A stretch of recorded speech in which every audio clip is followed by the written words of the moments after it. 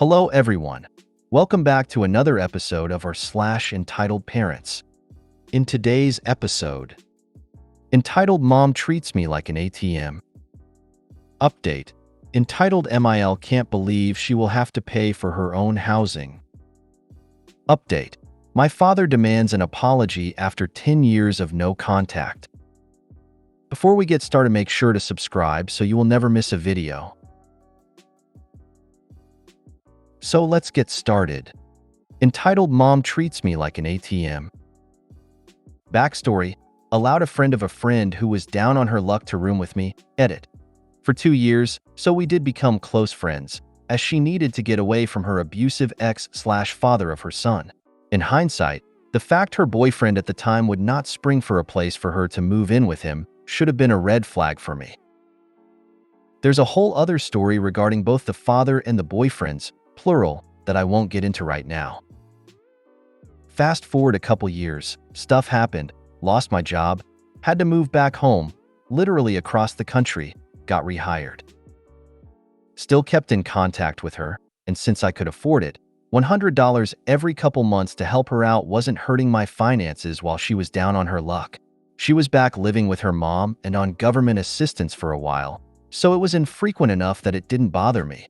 But after a while, I was getting tired of her begging me to borrow some cash. Realized I never did tally the total amount, and was shocked to find it was over $12,000 over 8 years. So I basically gave her an ultimatum early last year. Essentially, I'm cutting you off at the end of this year, 2019. You have a year to get your act together. If you do, great, you don't need to rely on me anymore. If you still need help, then I'm just throwing money away into a black hole. I thought I was helping you get back on your feet, not letting you live off me.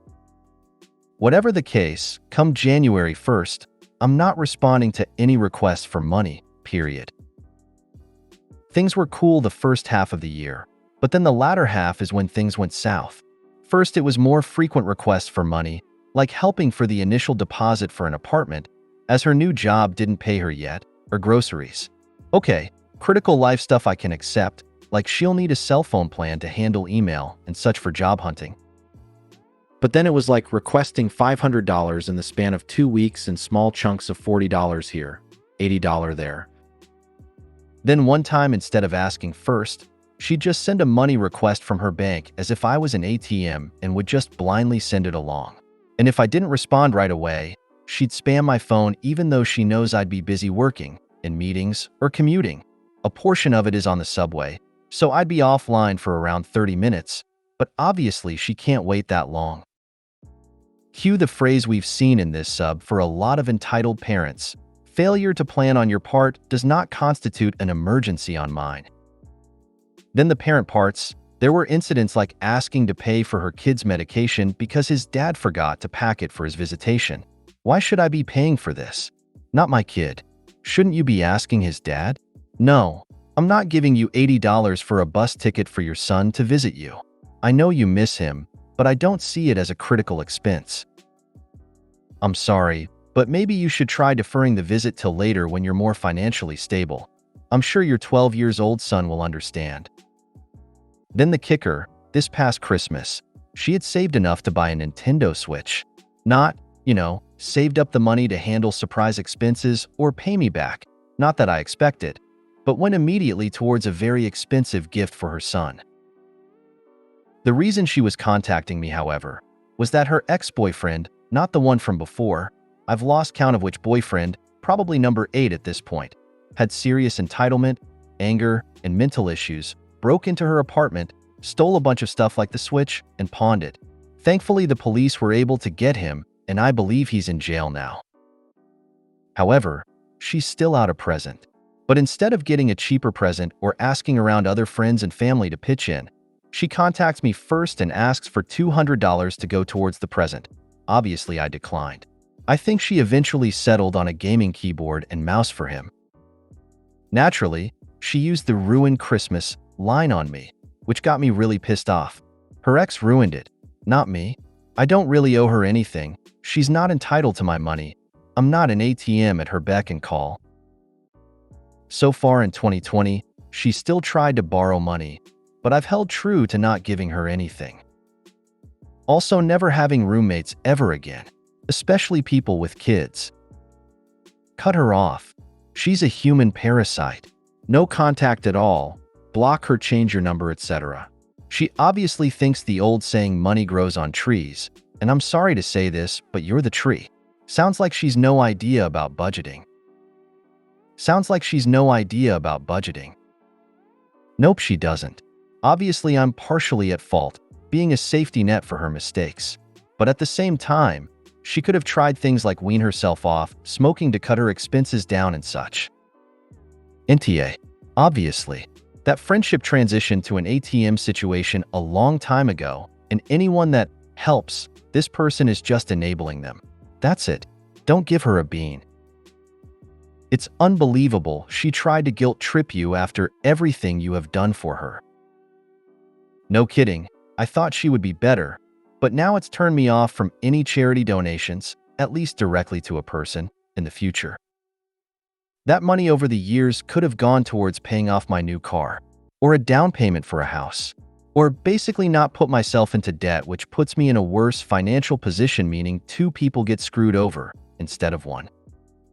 How have you entertained this for so long? 8 years is insane. Feel bad for you, dude. You got taken advantage of for way too long. This is exactly why I don't feel comfortable lending money to anyone, even if I feel bad for not doing so. I learned my lesson with a now ex-boyfriend. Don't lend people money unless you have them under some kind of physical contract, because then if they don't pay you back when they agreed to signing said contract, you have a legal way to get your money. A verbal contract doesn't hold up. Best of luck to you and good job on holding true. Update. Entitled MIL can't believe she will have to pay for her own housing. She got an apartment. It's a really nice efficiency close by to our house. New windows, new mini split for heat and cool, utilities included, safe area, ground floor, hardwood floors. It's freaking perfect. With Section 8, she will only have to pay $150 a month. We want to go see it yesterday. Should be able to sign lease on Monday. Well, guess what? I don't like it. We told her she doesn't have a choice. She kept pestering the property manager about which direction the windows faced and decided she needed windows that face a different way. Choosing beggar much. Now she's pouting and avoiding us and loudly yelling to herself about how she's in a horrible mood and generally moaning. I cannot wait to move her out and deep clean and take our space back. Congrats. Pack her shit up and change your locks. Good call. Also probably going to invest in some cameras. If she decides it's a good idea to bring her POS daughter to visit/crash, we will need video evidence in case she tries to come to our house. Police will be called immediately. We told her she doesn't have a choice. Well, she does. It's that or the street. Either way, she's moving out. Take your space back. She sounds like an absolute terror. Congrats. LOL, you should say to her, if you don't like it, we'll go to the hardware store and get you a really nice cardboard box for the street you'll be living on. Update. My father demands an apology after 10 years of no contact. So, I've read all your comments and I'm so grateful. I didn't know there would be so many internet strangers behind me. So I met up with my sister and told her everything. About how my father and his now wife beat me. About how I protected her and the mental and physical damage that the behavior of my father and his wife caused me. She mainly cried a lot. There is a lot of pressure from his family to get back in touch with me as I am getting better at my job and am starting to have a prominent role in it. Something that his family would like to show off is that I am successful and well known in my profession. She just didn't know what to do, and that's why she reacted very aggressively and painfully. We talked this out and hugged it out. She also told that my father's wife often goes through her phone. That's how she found my phone number. He helps her unlock the phone. My sister has changed her unlock codes several times, but he keeps copying them from her. We have agreed to buy a second phone where she can keep all her important things and save all her important contacts. So she only has to show the old phone to my father to play games on it. She will keep the new one a secret. She really doesn't want to go to my father anymore, but there is a lot of pressure on her from the family to go. She is the last child of my father who still has contact with him. We have also discussed this with our mother, and we are going to make a plan with our lawyer so that they cannot bother her if she stops going. I have ignored my father and his family as much as possible. I have threatened that if they don't leave me alone, I will send the police on them for stalking. So far, it's been quiet, and I haven't heard from anyone else. I hope it stays calm and that my sister can now also relax. Thank you all for your support and answers. How old is your sister? Why can't she just stop going? Block all of the family on social media and their phone numbers. That should lessen the pressure significantly. Also, proceeding with legal action would be wise. She just turned 19. The problem is more that she is terrified that my father's family will harass her extremely and put pressure on her to come. And everyone also knows where she lives since she still lives at home with our mother. So that's why we're going to make a plan with our lawyer. Tell your sister to not stop using the old phone totally, maybe just for school friends, etc. Otherwise, your dad will become suspicious and snoop her room. He'll guess she has a second phone if the first one goes too dark. I'm so glad your sister listened to you and believed you. I hope you and your mother can get her away from your father. I'm so sorry this happened to you.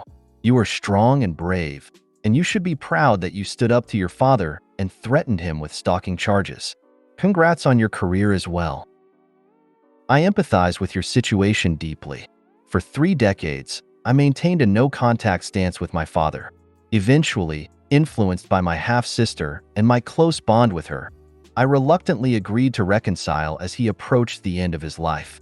Looking back, I regretted this decision as it felt like a validation of his past hurtful actions that led to our estrangement. I wish he had passed away acknowledging the pain he caused, rather than assuming all was well and that he was a great father.